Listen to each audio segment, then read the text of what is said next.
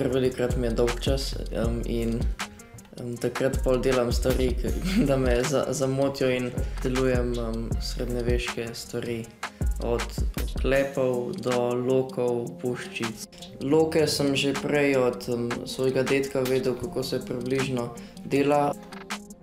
Verižne srajce sem pa malo tako po YouTubu surfal. Prišel sem do tega, da delajo eni verižne srajce in se mi je zdelo tako zanimivo.